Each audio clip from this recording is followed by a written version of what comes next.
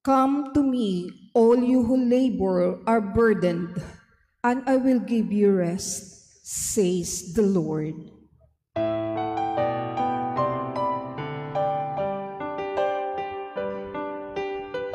Hallelujah, hallelujah, hallelujah.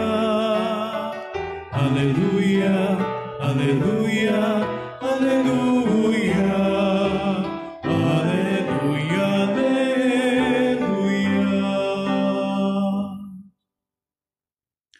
The Lord be with you. And with your spirit. A reading from the Holy Gospel according to Saint Matthew. Glory to you, O Lord.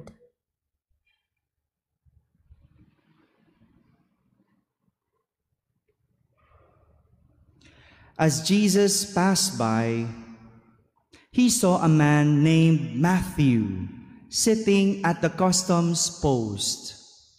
He said to him, "Follow me." And he got up and followed him.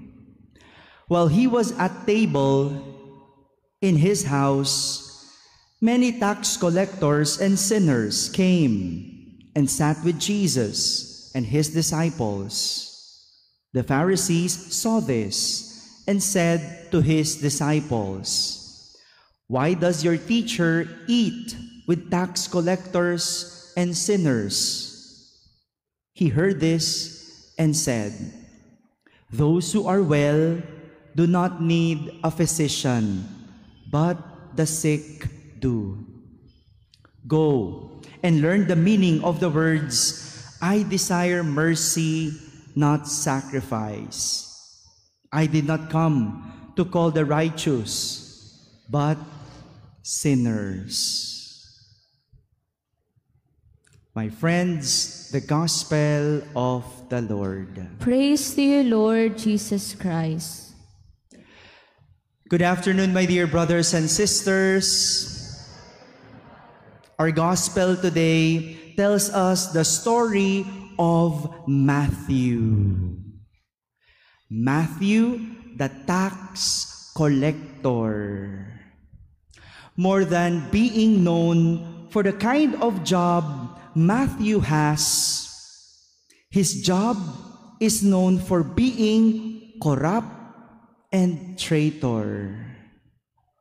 Higit sa pagiging kilala bilang kolektor ng buwis, itong si Mateo, yung kanyang trabaho, kilala ng tao bilang corrupt at traidor. Corrupt because they get more than the prescribed tax from the Jews. Kumukuha sila ng mga sobrang buwis. Sa panahon natin, ang tawag, tongpats. Alam niyo ba yung tongpats? Pinapatungan, patong. Dadagdagan yung sisingilin, yung sobra, ibubulsa. Corrupt.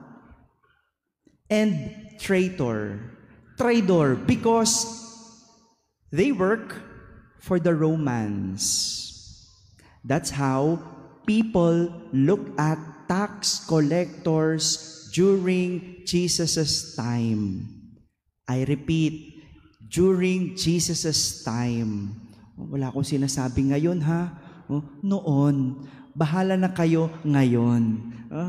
But you know, isipin mo, yung trabaho mo, kilala ng tao bilang marumi, bilang makasalanan. May alam po ba kayong ganong klase ng trabaho sa panahon ngayon? Sa isip niyo na lang po. Mambabash tayo. And this is the reason why the Pharisees asked the disciples, "Why does your teacher eat with tax collectors and sinners?" That's how they view tax collectors, sinners. They look at tax collectors as sinners. And this is exactly the point of our gospel today. This is the point of the whole story, to show everyone that Jesus is not only close to sinners, but He calls them. He calls the sinners. As Jesus explained, those who are well do not need a physician, but the sick do. Jesus used the image of a sick person who needs a physician. Hindi po ba ang doktor ay para sa may sakit at ang may sakit ay nangangailangan ng doktor? Para sa ng doktor kung wala namang may sakit? Anong mangyayari sa may sakit kung hindi naman magagamot ng isang doktor? This is how Jesus to sinners. Like a doctor, He is for the sick, as Jesus is for the sinners. And the sinners need Jesus. The doctors are for the sick, as sick needs the doctor. Sinners need Jesus.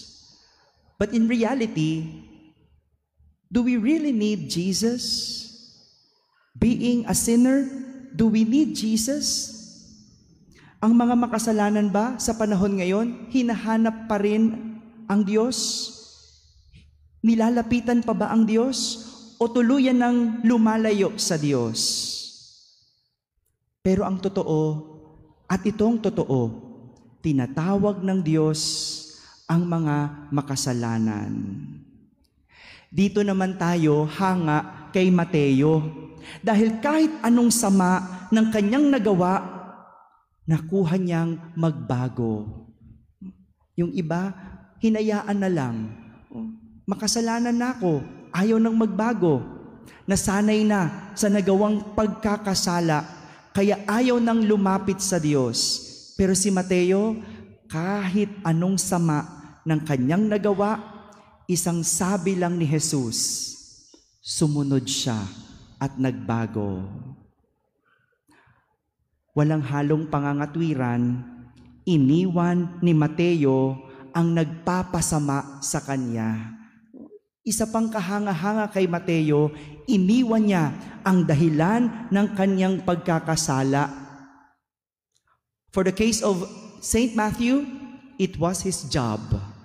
Yung pagiging tax collector. Hindi man niya mabago ang kalakaran sa pagiging kolektor, kaya niyang baguhin ang kanyang sarili. Iniwan niya ang dahilan ng kanyang pagkakasala. Sa atin, kaya mo bang iwan ang iyong bisyo? Kaya mo bang iwan ang iyong pagmumura? Kaya mo bang iwan ang sanhi ng iyong pangangaliwa? Father, paano ako? Ang sanhi ng pagkakasala ko, yung boss ko. Tuwing nakikita kong boss ko, naiinis ako. Kaya mo bang iwan ang boss mo?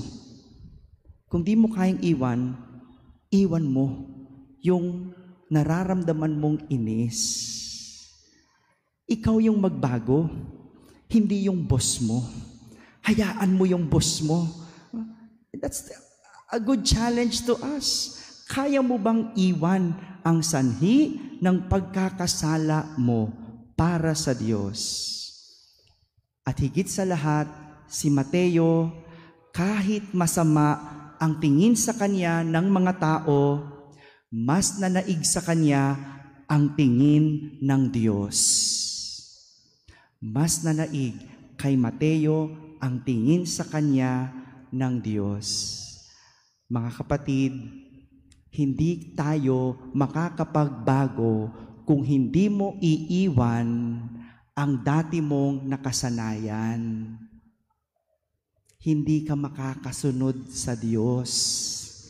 Hindi mo masusundan ang Diyos kung dati ka pa rin sa buhay mo. Iwan mo, kalimutan mo, at yan ang tunay na pagbabago. My dear brothers and sisters, what matters is not how people look at us, but how God looks at us. To not please people, instead, please God. Amen.